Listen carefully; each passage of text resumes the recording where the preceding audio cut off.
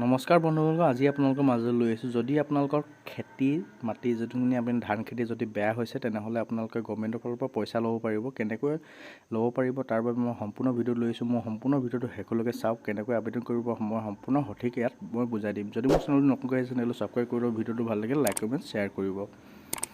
তো এইখিনি আপোনালোকৰ খেতি মাটি যদি বেয়া হৈছে তাৰ বাবে আবেদন কৰিবৰ বাবে যিকোনো ব্ৰাউজত গৈ পিনি আপোনালোকে ইয়াত চাৰ্চ কৰিব লাগিব ফসল বীমা যোজনা। ফসল বীমা যোজনা চাৰ্চ কৰি দিয়াৰ লগে লগে আপোনালোকৰ প্ৰথম এটা পেজ আহিব, প্ৰধানমন্ত্ৰী ফসল বীমা যোজনা ক্ৰপ ইঞ্চুৰেঞ্চ PMFBY বুলি আহিব। তাত আপোনালোকে ক্লিক কৰি দিব। তাত ক্লিক কৰি দিয়াৰ লগে লগে প্ৰথম পেজটো আপোনালোকৰ এনেকৈ লোড হৈ এনেকৈ খোল খাব। যদি আপোনালোকৰ ওচৰত CSC চেণ্টাৰ আছে, যদি আপোনাৰ ওচৰত CSC চেণ্টাৰ আছে তেনেহ'লে ইয়াত CSC লগইন যিটো অপশ্যন আছে তাত গৈ ক্লিক কৰি আপোনালোকৰ যিটো CSC ID হয় সেই ID পাছৱৰ্ড ক্ৰিয়েট কৰি পিনে আপোনালোকে ইয়াত লগইন হৈ আপোনালোকে ক্লিক কৰিব পাৰিব। যদি আপোনালোকৰ CSC ID নাই তেনেহ'লে ইয়াত দেখিব ফাৰ্মাৰ ৰেজিষ্ট্ৰেশ্যন যিটো ইউৰ চেল্ফ বুলি আছে তাত আপোনালোকে ক্লিক কৰি দিব। তাত ক্লিক কৰি দিয়াৰ লগে লগে আপোনালোকৰ ফাৰ্মাৰ এপ্লিকেণ্ট বুলি যিটো অপশ্যন আছে তাত তলত দেখিব লগইন ফৰ ফাৰ্মাৰ। যদি আপোনালোকৰ আগতে ইয়াত ৰেজিষ্ট্ৰেশ্যন কৰা আছে তেনেহ'লে লগইন ফৰ ফাৰ্মাৰত ক্লিক কৰি পিনে আপোনালোকৰ যিটো মোবাইল নম্বৰ আছে সেই মোবাইল নম্বৰটো এণ্টাৰ কৰি পিনে আপোনালোকে ইয়াত লগইন হৈ ল'ব পাৰিব।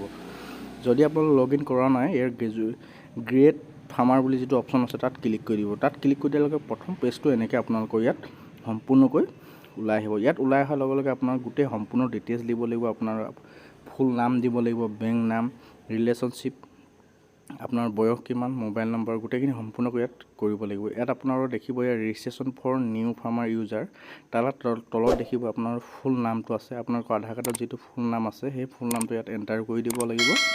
এণ্টাৰ কৰাৰ পিছত দেখিছে পাছবুক নাম বুলি যিটো অপশ্যন আছে, ইয়াত যিটো পাছবুক নাম বুলি অপশ্যন আছে পাছবুকৰ নামটো ইয়াত এণ্টাৰ কৰি দিব। আৰু ৰিলেশ্যনশ্বিপ যদি মাইকী মানুহে কৰি আছে হাজবেণ্ডৰ নাম দিব, যদি মতা মানুহে কৰি আছে আপোনালোকৰ দেউতাৰ নামটো দিব, যিটো হয় দেউতাৰ নামটো আধাৰ কাৰ্ডৰ বেক চাইডে থাকিব। সেই নামটো ইয়াত দেউতাৰ নাম বা হাজবেণ্ডৰ নাম ইয়াত এণ্টাৰ কৰি দিব। এণ্টাৰ কৰি দিয়াৰ পিছত আপোনালোকৰ তলত দেখিব মোবাইল নম্বৰ যিটো অপশ্যন আছে মোবাইল নম্বৰটো ইয়াত এণ্টাৰ কৰি ল'ব, যিটো মোবাইল আপুনি ইউজ কৰি আছে। এণ্টাৰ কৰাৰ পিছত আপোনালোকৰ যিটো ভেৰিফাই বটন আছে ইয়াত ভেৰিফাই বটনত ক্লিক কৰি দিব। আপোনাৰ এটা OTP আহি পিনি ভেৰিফাই হৈ ল'ব। তাৰপৰা আপোনালোকৰ যিটো বয়স আছে সেই বয়সটো ইয়াত এণ্টাৰ কৰি দিব। বয়সটো এণ্টাৰ কৰি দিয়াৰ পিছত আপোনালোকৰ কেটেগৰী কাষ্ট কেটেগৰীটো যিটো হয় আপোনালোকৰ জেনেৰেল OBC SC ST যি হয় এইটো আপোনালোকে ইয়াত ফিল আপ কৰি দিব। ফিল আপ কৰি দিয়াৰ পিছত আপোনালোকৰ জেণ্ডাৰটো যি হয় মেল ফিমেল যি আছে আপোনালোকৰ যি হয় যোনে এপ্লাই কৰিছে তেখেতৰ ইয়াত মেল ফিমেল যিটো হয় কৰি ল'ব। আৰু ফাৰ্মাৰ টাইপটো আপোনালোকৰ স্মল লঙৰ যিটো হয় ফাৰ্মাৰ টাইপটো যিটো হয় আপোনালোকে ইয়াত চিলেক্ট কৰি ল'ব। চিলেক্ট কৰি যাওঁ ফাৰ্মাৰ কেটেগৰী যিটো অপশ্যন আছে যদি ইয়াত ক্লিক কৰি দিয়ে বলো। ইয়াত ক্লিক কৰি যদি আপোনাৰ নিজৰ মাটি হয় তেনেহ'লে অনাৰ দিব, যদি বেলেগৰ মাটি কৰে তেনেহ'লে টেণ্ডাৰ দিব। আপোনাৰ যিটো যদি অনাৰ হয়, যদি নিজৰ মাটি হয় তেনেহ'লে অনাৰত ক্লিক কৰি দিব। অনাৰত ক্লিক কৰি দিয়াৰ পিছত আপোনালোকৰ নেক্সট প্ৰচেছটো আহিব।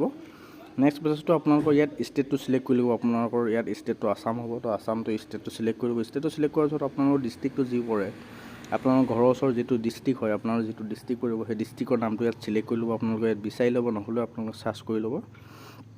তাৰপৰা আপোনালোকৰ চাব ডিভিজনটো যিটো পৰে সেই চাব ডিভিজনটো চিলেক্ট কৰিবলৈ আহিব। আপোনালোকৰ যিটো চাব ডিভিজন হয় সেই চাব ডিভিজনটো ইয়াত চিলেক্ট কৰি দিব। আৰু মোৰ ভিডিঅ'টো ভাল লাগিলে লাইক কমেণ্ট শ্বেয়াৰ কৰিব। যদি মোৰ চেনেল নতুন হয় চেনেলটো ছাবস্ক্ৰাইব কৰি ল'ব। তাৰপৰা আপোনালোকৰ যিখন ৰেভিনিউ ভিলেজ হয় আপোনালোকৰ গাঁওখনৰ যিটো নাম হয় ৰেভিনিউ ভিলেজৰ নামটো হয় সেই গাঁওখনৰ নামটো ইয়াত চাৰ্চ কৰি পিনি আপোনালোকৰ যিখন গাঁও পৰে আধাৰ কাৰ্ডৰ আপোনাৰ যিখন গাঁও নাম দিয়া আছে ৰেভিনিউ ভিলেজ যিখন হয় সেই গাঁওখন আপোনালোকে ইয়াত বিচাৰি ল'ব। বিচাৰি লোৱাৰ পিছত আপোনালোকে ইয়াত চিলেক্ট কৰি দিব যিখন গাঁও আপোনালোকৰ আধাৰ কাৰ্ডৰ বেক চাইডে লিখা থাকিব। আৰু আধাৰ ইয়াত এড্ৰেছটো আপোনালোকে ইয়াত আপোনাৰ লিখিও দিব পাৰিব। আপোনাৰ যিখন গাঁও থাকে সেই গাঁওখনৰ নামটো ইয়াত লিখি দিব। লিখি দিয়ে তলত আপোনাৰ পিন কোডটো এণ্টাৰ কৰি দিব। যিটো গাঁও আপোনালোকৰ পিন কোড হয় সেই পিন কোডটো ইয়াত এণ্টাৰ কৰি দিব। পিন কোডটো এণ্টাৰ কৰাৰ পিছত ইয়াত ID টাইপটো যিটো অপশ্যন আছে সেই ID টাইপটো আপোনালোকে ইয়াত চিলেক্ট কৰিবলৈ বৰ্তমানলৈকে প্ৰয়োজন নহয়। যেতিয়া ভেৰিফিকেশ্যন হ'ব তাৰপিছতে সেইটো আপোনালোকে চিলেক্ট কৰিব লাগিব। ইয়াত আপোনাৰ একাউণ্ট ডিটেইলছটো আহিব। যদি আপোনালোকৰ IFC কোডটো আছে তাৰ ইয়েছ কৰি পিনি IFC কোডটো ইয়াত এণ্টাৰ কৰি পিনি আপোনালোকৰ গোটেই ইয়াত ষ্টেট ডিষ্ট্ৰিক্ট এইবিলাক গোটেইখিনি সম্পূৰ্ণকৈ ফিল আপ হৈ যাব। যদি IFC কোডটো দি দিয়ে একাউণ্ট নম্বৰটো এণ্টাৰ কৰি দিব আৰু দুবাৰ আকৌ একাউণ্ট নম্বৰটো ইয়াত এণ্টাৰ কৰি পিনি যিটো কেপচাৰ আহে সেই কেপচাৰটো ইয়াত এণ্টাৰ কৰি পিনি ক্ৰিয়েট ইউজাৰত আপোনালোকে ক্লিক কৰিব লাগিব। মই ভিডিঅ'টো দীঘলীয়া নকৰোঁ কাৰণে মই এইখিনি গোটেইখিনি সম্পূৰ্ণকৈ ফিল আপ কৰি দেখুওৱা নাই। যদি আপোনালোকৰ ৰেজিষ্ট্ৰেশ্যন কৰি কেনেকৈ এপ্লাই কৰিব লাগে গোটেই সম্পূৰ্ণ যদি আপোনালোকৰ ভিডিঅ'ৰ প্ৰয়োজন হয় তেনেহ'লে মোক কমেণ্ট কৰি জনাব। মই ইয়াৰ ভিডিঅ' এটা সম্পূৰ্ণকৈ বনাই দিম। আৰু মোৰ চেনেল যদি নতুন হয় চেনেলটো ছাবস্ক্ৰাইব কৰিব। ভিডিঅ'টো ভাল লাগিলে লাইক কমেণ্ট শ্বেয়াৰ কৰিব।